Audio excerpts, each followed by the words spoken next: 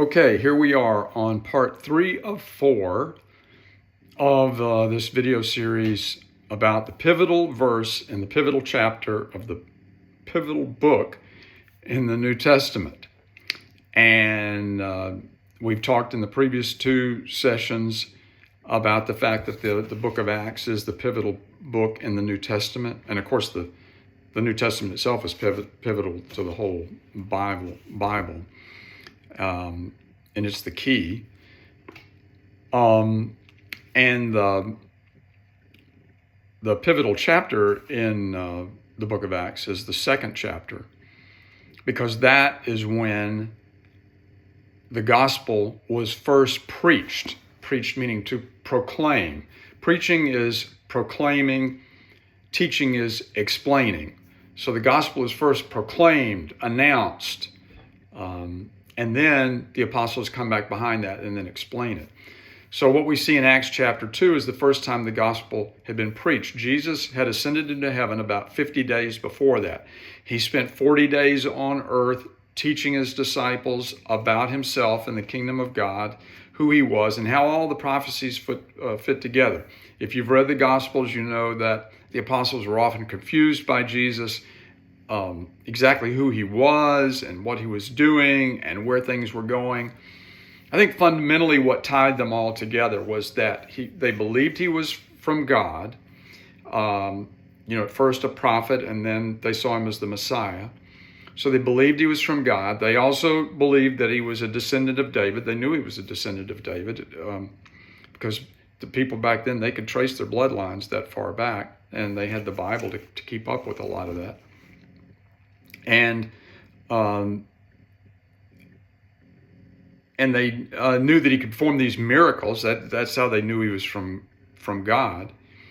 But they kept getting confused on how the prophecies would be fulfilled. And as the time of his crucifixion drew near, he explained to them that he was going to be crucified. And, I left out the part about the fact that they also, because he was a descendant of David, they saw him as becoming Israel's king. In their time, Israel was under the dominion of the Roman Empire, and they didn't like that. They were chafing at that. They wanted to be free. There was a certain group of Jews called Zealots that they were really working extra hard for it. But even rank and file Jews were all praying that God would restore their great kingdom that they had under King David and King Solomon after that. So they were looking for this descendant of David who had been prophesied in the Old Testament. And they had looked forward to when he would arrive and lead them back to freedom and a standalone status as a nation. So when Jesus would tell the apostles that he was going to be crucified, that just didn't fit. How is could you imagine? They couldn't imagine King David being crucified. King David was a victor. He won his battles. He didn't lose them. So they couldn't imagine Jesus dying that way. They saw him, since he was a descendant of David and would fulfill the prophecies, and the prophecies of Messiah was to be a king greater than David. David lived to a ripe old age before he died, and they were looking for that same sort of thing from Messiah. So when he said he was going to be crucified, they couldn't get that at all. And then when he said, he followed that up by saying he'd be raised from the dead on the 3rd day, then they're really scratching their heads. Well, what would be the point of that?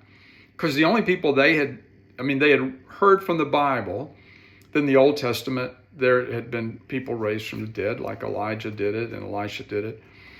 But Jesus did it himself. They had seen Jesus raise Lazarus from the dead, raised the only son of a widow from the city of Nain, raised him from the dead, raised a little girl from the dead. But those people all would die again, and that's what everyone expected. And so when Jesus said that he was going to be raised from the dead, they would think, well, what would be the point of that? You're going to become king, you can die later and, be raised later, but why would that happen now? They couldn't figure it out. And then on top of that, they had to be wondering, well, who was going to raise him from the dead? Because there wasn't anyone else with Jesus' powers around. Closest thing to him was John the Baptist, But John the Baptist famously did not do any miracles. He just preached and baptized. So they were very confused, and that's why Jesus spent these 40 days explaining how all the prophecies fit together. So on the day of Pentecost, after 40 days of that, he rose to heaven. There was a 10-day wait while the apostles and other believers, including a couple of Jesus' brothers who came around, James and Jude, who wrote books in the New Testament, and they were praying and waiting on what Jesus had promised, which was that the Holy Spirit would come from heaven. So that happens on the day of Pentecost, a Jewish feast. Jews are assembled from all over the world. People begin speaking in other languages, or you could call it tongues, but they'd be speaking in languages, and the people who spoke those languages naturally would understand what they were saying. They're all speaking these different languages. It was like the Tower of Babel in reverse. Everybody could understand each other. So after a while of this, Peter stands up to explain it. And as I said in the last episode, he referred to the book of Joel, the prophecies that Joel made. He referred to Psalm 16, which David wrote, and he referred to a prophecy which David made, or which the prophet Nathan had made to David. And then he gets to this critical part, and here we get to the pivotal verse in this pivotal chapter of this pivotal book. And it's verse 36.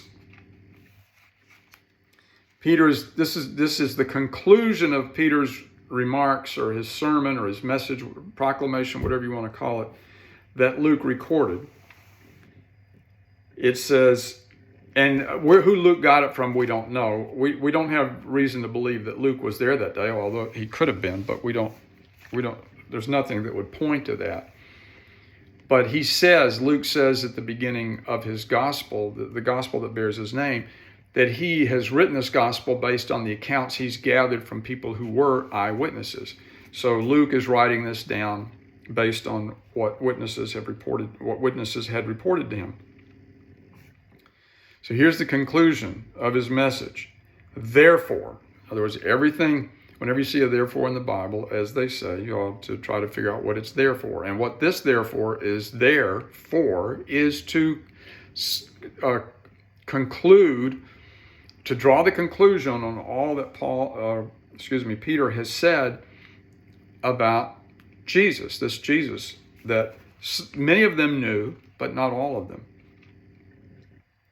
So many of them had seen his miracles, had heard his teaching, and some of them would even have seen his crucifixion, because it took place at the Feast of Passover, which was 50 days before that, as I say, about a month and a half. And here Peter says this, therefore let all the house of Israel know. So he's speaking just to Jews. The gospel would not be presented to the Gentiles until Acts chapter 10, which is roughly 7, 8, 9 years after the day of Pentecost. So they go on almost a decade. There was just a Jewish movement in most of that first decade. And certainly on the day of Pentecost, he was speaking to Jews. This was Jerusalem. This was the capital of Israel. It was hometown of Jews, the capital of Jews. Jews from all over the country gathering back here. And he says, let all the house of Israel know for certain. That's interesting that Peter uses those words, know for certain. He had come to learn through his own personal experience the importance of knowing for certain, because on the night before Jesus was crucified, Peter was caught flat-footed, and he wasn't ready to defend Jesus in the way that Jesus wanted. He did defend him earlier. He cut off a guy's ear who was trying to arrest him, but Jesus told him, put your sword away. And later on, when somebody asked Peter if he didn't belong to Jesus, he said, I don't know the man, because he wasn't certain. He didn't know what was happening. He didn't understand what was going on. He still loved Jesus, but he was confused and he was weak-minded. And so he's wanting to protect these people from what he went through. He's telling, let all the house of Israel, he was part of the house of Israel, let all the house of Israel know for certain. Know for certain what? that God has made him both Lord and Christ, this Jesus whom you crucified. This is the summation of the whole thing, is that you need to know that, and know for certain, that God has made him both Lord and Christ, this Jesus whom you crucified. He didn't hesitate. He didn't hold back. He's like, I don't want to make these people feel bad, because they crucified Jesus. No. And he's pointing to the Jews when he says this. Now, if you read the New Testament, the Gentiles don't get a free ride because the Gentiles went along with it. In fact, the Jews had no power to execute someone. They had to go. That was part of being subjugated to the Roman Empire. They could only execute somebody, or Rome reserved to itself the right to execute anybody that deserved the death penalty. So the Jews had pushed the Romans to do it, and the Romans knew Jesus was innocent, particularly Pontius Pilate, the Roman in charge, knew he was innocent and did not defend him, did not exonerate him. And later on in the book of Acts, we see that the Romans did protect Paul when he was falsely accused. But they didn't do it for Jesus. But here, Peter's talking to his fellow Jews, and he said, you crucified him. And he says, that all the house of Israel know for certain that God has made him both Lord and Christ, this Jesus whom you crucified. This is the Christ. This is meaning Messiah. This is the man that God has promised for generations, actually going all the way back to Adam and Eve in the garden. There was a prophecy given in the garden that the seed of the woman would come forth, alluding to the virgin birth, that this seed of woman would one day come and crush the serpent's head, the serpent meaning referring to Satan. And so think about what this means. They're all gathered at the feast. The last time they're together, they celebrate Passover. They're still looking for the Messiah. They had heard about this Jesus character, but obviously he wasn't it because he gets himself crucified. No way the Messiah is going to be crucified. But Peter says that he's raised from the dead. And he had said that in verse 31. He looked ahead. Peter's speaking of David, and he says he looked ahead and spoke of the resurrection of the Christ, that he was neither abandoned to Hades nor did his flesh suffer decay. So here's the resurrection of the dead. Now, the Jews believed in resurrection of the dead, but they didn't know about this thing about Messiah would be resurrected first by himself. They just thought it was a general resurrection that would happen to everybody. And they thought it would be coming back to earth. But it turned out it was coming to heaven. But I'll have to say more about that next time. We'll have to make this, did I say this was going to be 4 episodes? It'll probably have to be 5. This one is number 3.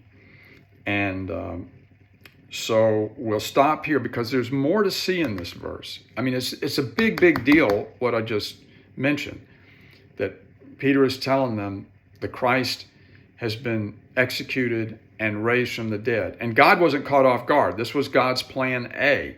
You go back in Peter's speech, back in verse 24, Peter had said, but God raised him up again, putting an end to the agony of death, since it was impossible for him to be held in his power. Excuse me, I should have started the verse before that, verse 23. Peter says, this man delivered over by the predetermined plan and foreknowledge of God. That word foreknowledge can also mean exclusive knowledge. It can be knowledge ahead of time. It can also be just exclusive knowledge.